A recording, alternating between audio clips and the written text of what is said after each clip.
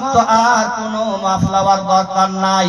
আপনি বললেন আর আয়েশা শুনলেন যেহেতু এটা আপনার বাড়ি, আবার মাফলাওয়ার দরকার নাই। দ্বিতীয় নম্বরে জাফর বিন আবি তালেব বাড়ির দিকে গেলেন। তার ছোট্ট ছোট্ট দুটা বাচ্চা ছিল। স্ত্রীকে বললেন, ওরে আমার অর্ধাঙ্গিনী, ওরে আমার স্ত্রী, আল্লাহর নবী আমাকে দ্বিতীয় সেনাপতি করে জঙ্গে মওতায় পাঠিয়েছেন, আমি হয়তো আর ফিরতে পারবো না।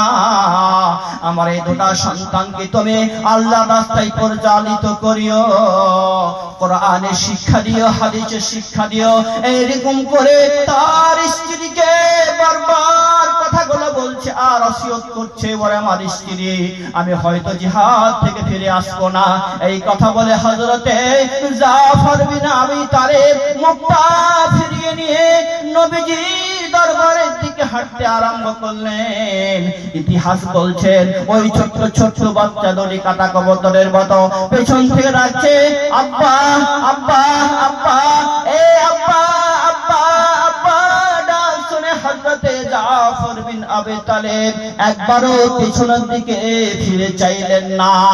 এই জন্য চাইলেন না, যদি ওই সন্তানের দিকে তাকিয়ে থাকে, ওই সন্তানের মহব্বতে যদি আমার জিহাদে যাওয়া ফেল হয়ে যায়, কাটা কবুতরের মতন দুইটা ছোট্ট সন্তান ছটফট করতে থাকলো।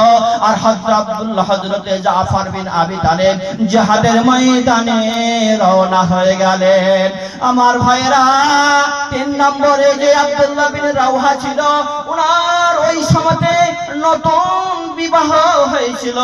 ও যুবকরা, তোমরা যারা এখানে আছো, তোমার সঙ্গে যদি তোমার আজকে বিবাহ হয়েছে, তোমার বন্ধু যদি বলে তোমার স্ত্রীকে তোমার প্রথম বছর সজ্জা আছে, চলো আজ ওইখানে বেড়াতে যাই, চলো ওইখানে ঘুরতে যাই, চলো পিকনিক করতে যাই, আপনি বলবেন না না আজকে বছর সজ্জা আছে, আপনি যাবেন না স্ত্রীকে ছেড়ে, যেহেতু সেটা প্রথম বছর সজ্জা, আপনি মিস করবেন না। আপনার জীবনের প্রথম বছর সজ্জা আপনি মিস করবেন না।